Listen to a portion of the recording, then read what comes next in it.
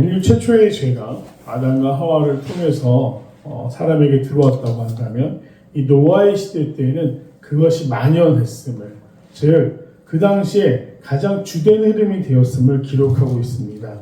정말 안타까운 것은 무엇이냐? 사람들이 무언가 잘못을 했으면 거기서부터 돌이켜서 이제는 좋은 쪽으로 가야 되는데 보통 어떻게 됩니까? 그렇게 하지 못합니다.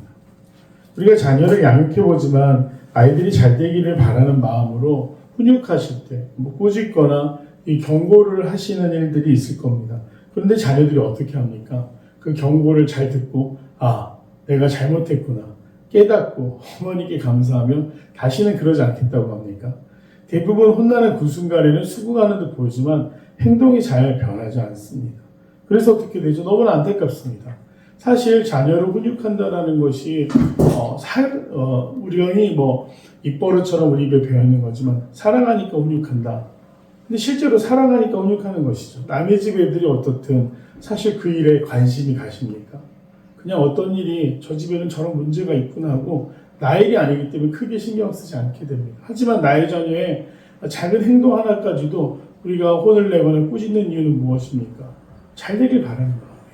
그리고 어디 가서 흠을 잡히지 않았으면, 그리고 사람들에게 좋은 영향력을 주는 사람들로 정말 하나님의 자녀로 자라갔으면 하는 마음으로 그렇게 훈육을 합니다. 그런데 안타까운 것은 이 자녀들도 이 인간의 타락의 과정과 똑같죠. 자기의 생각이 강해지고 주장이 강해지면서 어떻게 합니까? 부모에게 저항하기 시작합니다. 하나님이 오늘 사람들을 보면서 그와 같은 마음을 느끼시는 거죠. 죄가 들어오는데 그 죄가 번성하기 시작합니다. 하나님의 아들들이 사람의 딸들의 아름다움을 보고 자기들이 좋아하는 모든 여자를 아내로 삼았다. 이것이 정말 그냥 이 한 문장의 다음 축도 있죠. 자기들이 보기 좋은 대로 아름다운 여인을 모든 여자들을 아내로 삼았다. 사실 가정을 이룬다는 것, 지금 우리가 5월의 달, 가정의 달을 이루고 있지만 특별히 하나님의 자녀다. 여기서 말하는 것은 아담과 하와는 어떤 존재였죠? 동산을 관리하고 하나님과 교제하는 존재였습니다. 하지만 죄로 인해 그들이 동산을 잃게 됩니다. 그리고 사람들은 자기가 원하는 대로 살기 시작했습니다. 특별히 가인과 아벨 중에 이 가인의 자손들은 하나님이 없이 사는 것도 충분하다라고 하면서 자기들이 정착하고 개발하고 문명을 만들어가면서 하나님 없는 문명을 만들기 시작했다는 것이죠. 그런데 안타까운 것은 오늘 하나님의 아들들도 그들을 따라가기 시작했다는 거예요. 그들이 하나님 없이 살아도 괜찮다라는 사람들에게 좋은 영향력을 주면서 이끌어내는 게 아니라 사람들이 그들을 따라 살기 시작하는 겁니다. 그러면서 이 화목한 아름다운 조화로운 가정을 만드는 게 아니라 그냥 겉모습만 보기 아름다운 여인들을 아내로 맞이하기 시작하니 하나님이 어떻게 하십니까? 실망하기 시작하세요. 완전한 하나님을 사모하고 하나님을 따르는 그런 모습이 아니라 오늘 어떻습니까? 자기의 원대로 하는 것. 즉 선악과를 먹은 이후에 그저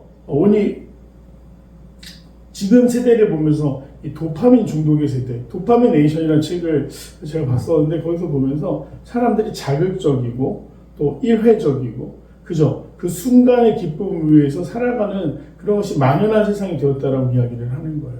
맞습니다. 뇌의 어떤 중추신경의 자극적인 일들. 그런데 이 자극이라는 것은 점점 더 강해야만 만족을 주기 때문에 사람들의 타락은 가속하기 시작하는 것이죠. 단순히 하나님을 믿지 않는 아들을 맞이하였다. 사람의 딸이라는 것이 여기서 하나님의 아들들, 사람의 딸도 구분하고 있는데 잘못된 신학견에서는 이 하나님의 아들들을 천사라고 이야기하는 사람들이 있어요. 그러나 전통적인 주석안에서는 천사가 타락해서 사람의 딸들과 결혼해서 네피림이 되고 이런 이야기들을 하거든요. 그러나 구속사에서 그건 맞지 않고요. 뒤에 노아와 하나님이 새롭게 선택한 여전히 하나님과 동행하고 있는 사람들이 있었음을 언급함에 있어서 그럼 노아가 천사였나요? 그렇지 않습니다. 그렇기 때문에 그런 해석은 맞지 않고 여기서 하나님의 아들들이라는 것은 아담의 자손들, 사람의 딸들이라는 것은 가인의 자손들을 의미하는 거고 하나님을 여전히 따르는 문화를 가진 사람들과 하나님 없어도 된다라는 문화를 가진 사람들이 서로 교류하면서 가정을 만들기 시작했다. 그렇게 이해하시면 될 것 같습니다.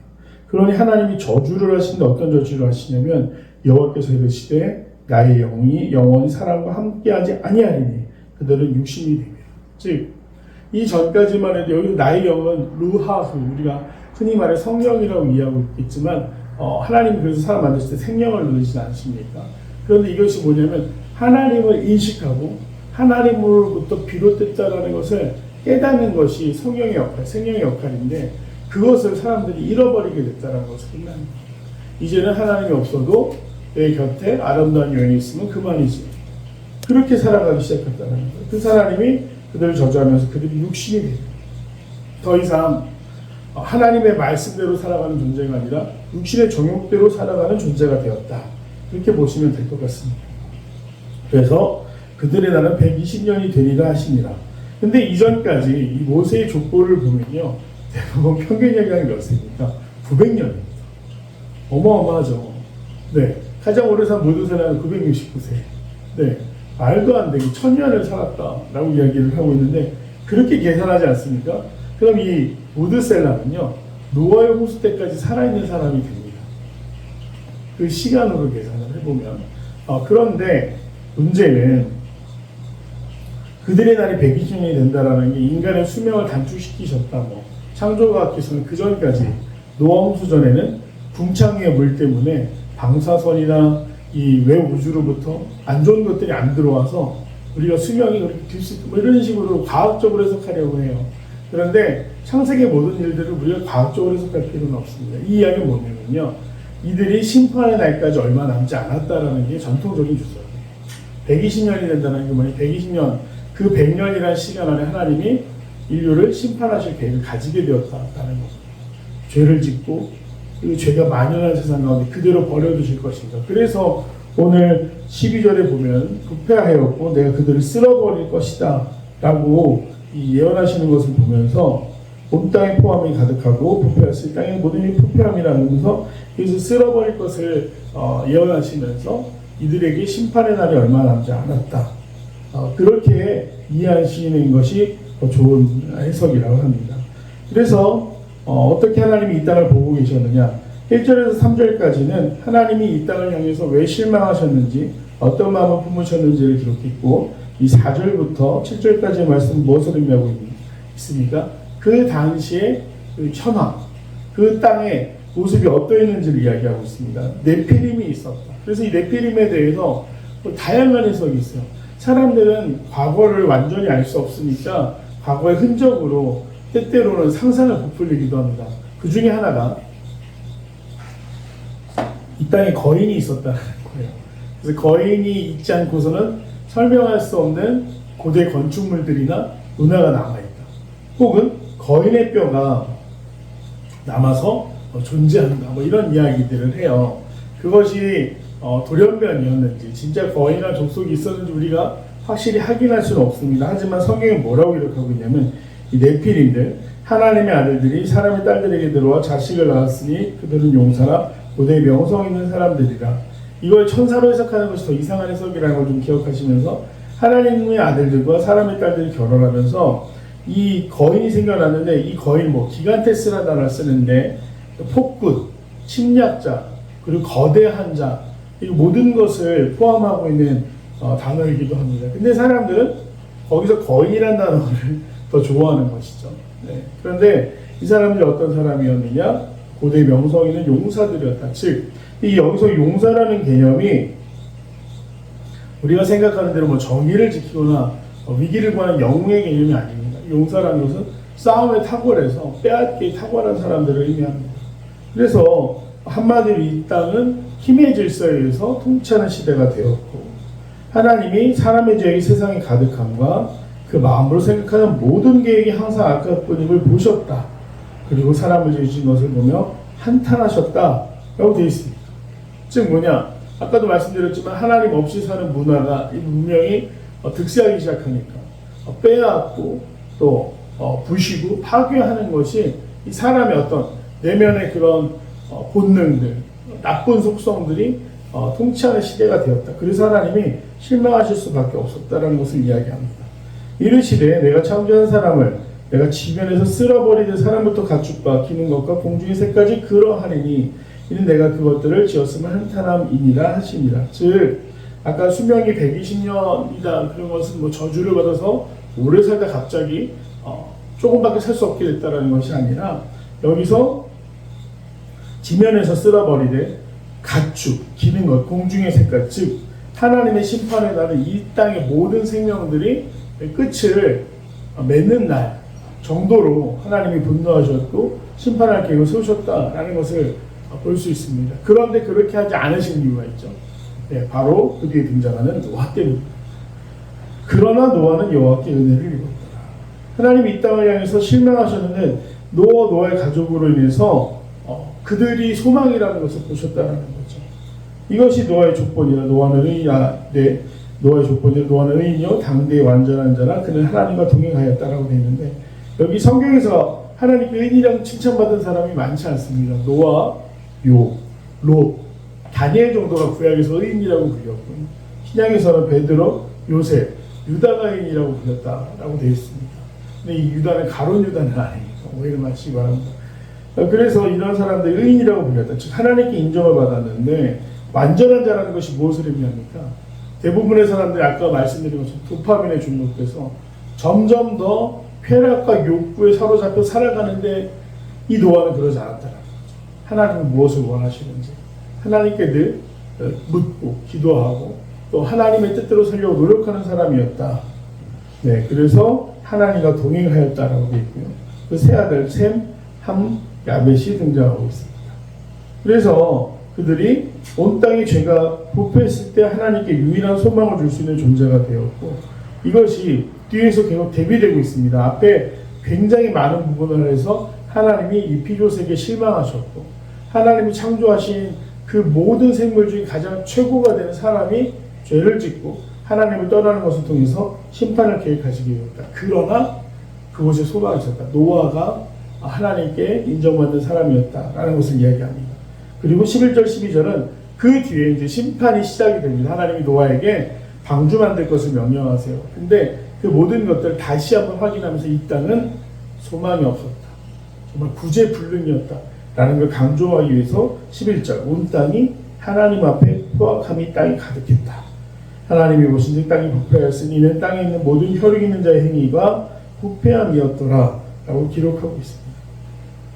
죄의 결과가 참 참혹하죠. 처음에는 한 가정이 저주를 받는 것으로 끝나는데 거기서 끝나는 것이 아니라 이 피조세계 전체가 그들의 욕구대로 욕심대로 살아가는 모습을 보면서 하나님이 실망하셨다라고 기록하고 있습니다. 그래서 제가 우리가 계시록에 보면 마지막 날의 심판은 불의 심판이라고 되어 있는데요. 물의 심판은 어떤 것이었을까? 하나님 이때 물로 심판하지 않습니다. 정결, 성결. 그래서 이렇게 표현하면 웃기겠지만 씻어서 다시 쓰겠다 정도의 하나님의 마음이 있다고 한다면, 불은 어떻습니까? 태어나는 순간 끝입니다. 즉 이 창조하신 세계가 그 목적과 수명을 다했음을 의미합니다. 그런데 정말 요새 세상 돌아가는 거 보면 당연히 시한부 종말론자는 절대 아닙니다. 그러나 하나님이 지금 언제 오셔도 이상하지 않은 그런 세상 우리가 살고 있습니다. 인터넷이 시작되면서 저는 인터넷도 선악과처럼 인간의 죄를 가속도로 만드는데, 만연케 하는데 크게 기여했다고 생각합니다. 좋은 일도 많겠지만 이 기술의 발달로 인해서 사람들이 점점 더 개인적이 되고 고립되고, 또 악한 것들이 세상에 퍼져나가는데 길을 깔아준 것처럼 그렇다고 생각을 하고, 또 하나는 세계 곳곳에서 벌어지는 것들이 더 이상 대화와 타협이 아니라 힘듦으로 부딪히는 일들. 특별히 그나마 세계에서 이제 세계 경찰을 잘 쳤던 미국조차도 힘의 논리로 이 경제로 관세라는 것으로 많은 나라들을 또 압박해오지 않았습니다. 이런 것들을 보면서 정말로 주님 언제 오셔도 이상하지 않은 시대를 살고 있다. 반대로 그렇다고 한다면 성도는 어떻게 살아야겠습니까? 오늘 노아가 하나님께 소망이 된 것처럼 이들이 있어서 내가 이 세상을 심판하지 않아야겠다 라고 생각하실 수 있도록 우리가 그렇게 살아내야 되지 않겠습니까? 이것은 거창한 일이 아닙니다. 노아가 부자였거나 아니면 똑똑했거나 그가 가진 것이 많아서 아니면 보여줄 수 있는 어떤 행위로 하나님 앞에 의롭다 하심을 얻은 게 아닙니다. 노아가 왜 하나님께 의롭다 하심을 얻었느냐? 하나님과 동행하는 사람입니다. 이 세상의 물질에 시선을 맞추고 아름다운 여인들에게, 아름다운 남성들에게 시선을 맞추고 자기의 만족을 위해서 살아갔다고 한다면 노아는 여전히 하나님, 오늘 하루는 제가 하나님을 위해서 이런 것들을 했습니다. 하나님, 제가 오늘 하루는 어떻게 살아야 될까요? 묻고 교제하면서 하나님과 동행하였기에 의인이라 칭찬을 받게 됩니다. 말하는 것은 이 말씀을 듣는 성도들이 또 사랑하는 더필그림 교회 성도들께서 하나님께서 칭찬하시는 이 노아의 가정처럼 귀한 칭찬받는 믿음의 가정이 되기를 간절히 소망합니다.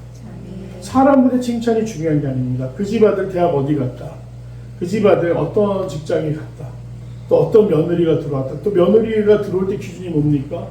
뭐 전문직 종사자, 이쁘냐, 아니 집안이 좋냐, 이게 아니에요. 하나님을 경외하느냐.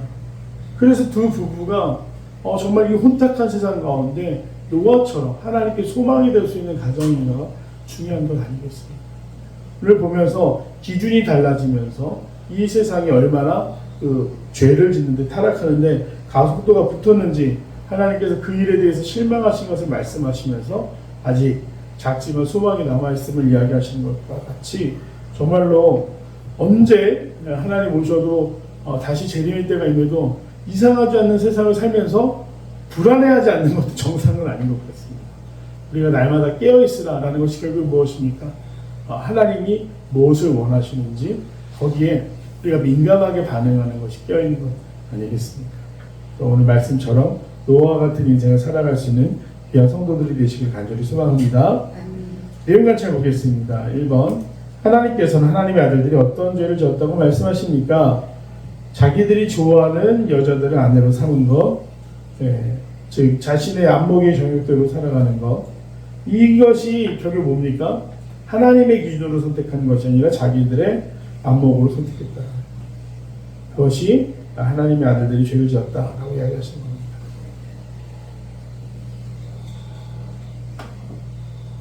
대조적으로 노아, 2번, 노아는 어떤 인물로 평가받습니까? 여호와께 은혜를 입고 의인, 완전한 자, 하나님과 동행한 사람이었다라고 평가를 받습니다. 은혜를 입고 의인이고 완전한 자고 하나님과 동행하였다.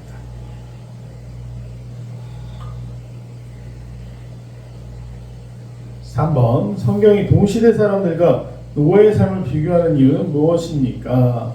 동시대 사람들은 뭐라고 기록했죠? 자기 뜻대로 행합니다. 노아는 하나님과 동행은 뜻대로 갈 수가 없어요. 하나님 가시는 대로 따라가는 게 동행 아니겠습니까? 자기 뜻대로 행함, 노아 하나님과 동행함.